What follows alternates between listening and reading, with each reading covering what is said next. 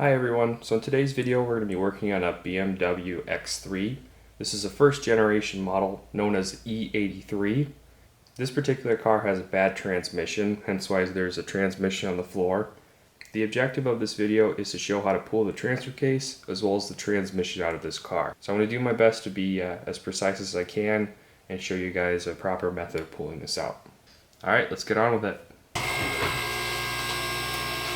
With the car up in the air, we can see the underbelly a lot better.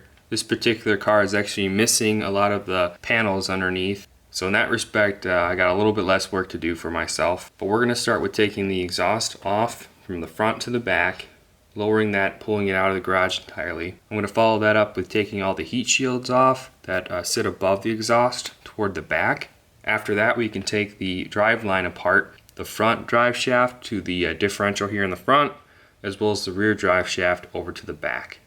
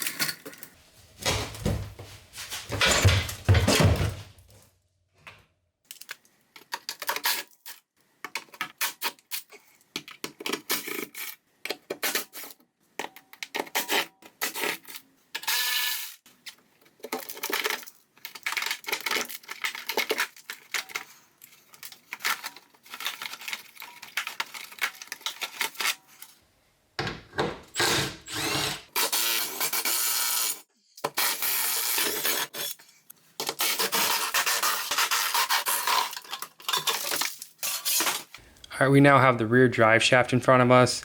There's going to be 2 bolts here, a bunch of them on the flange over here, as well as a bunch over here.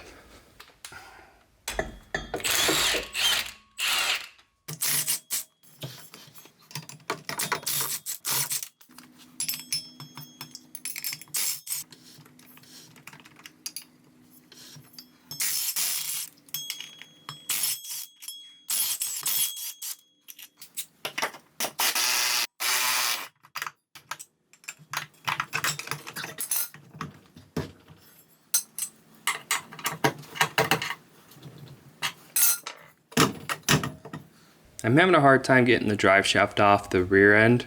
This isn't going to be detrimental, but it's going to be a little bit of a pain. I'm probably just going to leave the axle there. It's important to remember not to disconnect these 2 pieces here.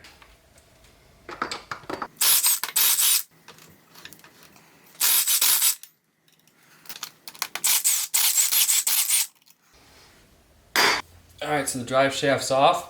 Alright, so this next part of the video should be done with a jack of some sorts. You want to be able to support the transfer case and the transmission when you undo this mount. Unfortunately, I don't have one of those jacks with me here. When I go to drop the iron piece right here, the transmission might drop maybe 3 inches.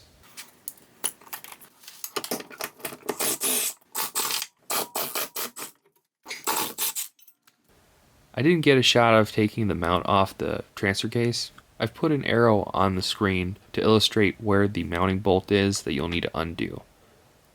Alright, so we're now going to take the transfer case off. From what I can see is there's a bolt at the top, 2 bolts on the side back here.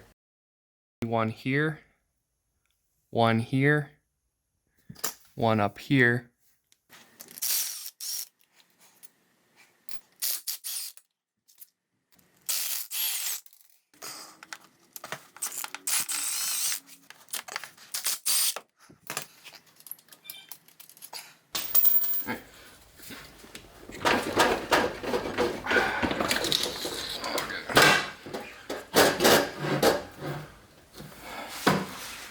With the transfer case off, you can see it is a total of 6 bolts.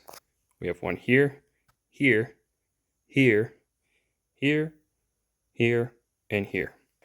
Right after that, it slides off the splines, and it's actually not too heavy. Alright, the transfer case is now off the car. For many of you, that's all you really need to see. But for those of you that are interested in taking the transmission out, I'm going to go ahead and start. The first thing I'm going to do is actually loosen up the drain pan. I'm going to drain the plug, get all the fluid out. And then next, I will loosen up the transmission cooler lines on the left side of the transmission. I know there's going to be a couple plugs on the passenger side and maybe a couple heat shields. Direction.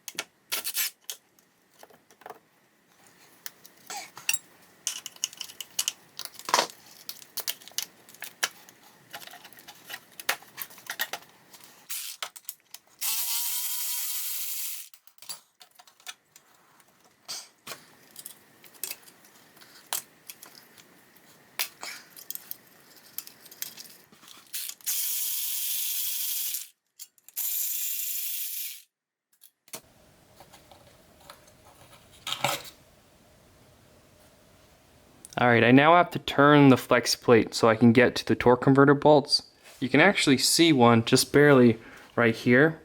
They bolt in from the other side, and there's actually a little window right inside here. So I'm going to slowly turn the crankshaft of the engine so I can get to all 3 of the bolts, and after that I'll take the rest of the bolts that hold the bell housing to the engine.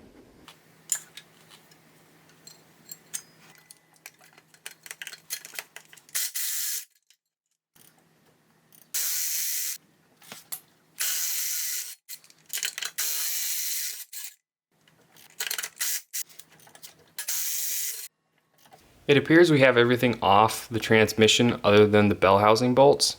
I'm now going to tackle that. Here's an alternate shot of the top of the transmission. I've highlighted 5 bolts that you'll need to take off from the top side.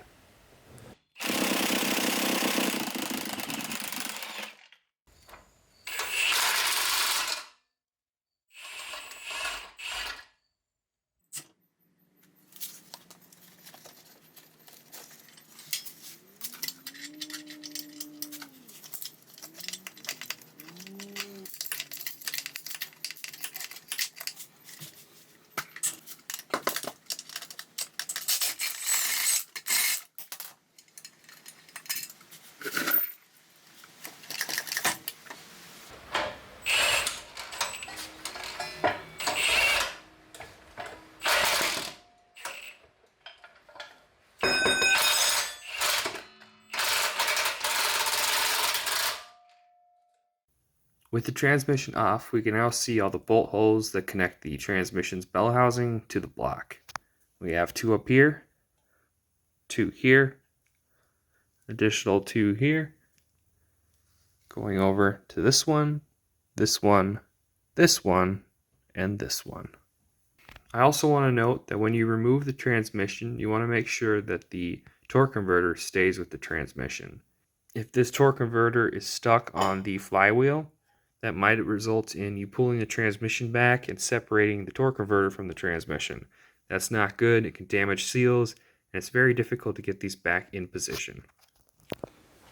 Well, that's all I have for you guys today. The transmission's out and the job is done for now. The garage is a complete mess and I'm exhausted. Thanks for watching, guys. I'll catch you in the next one.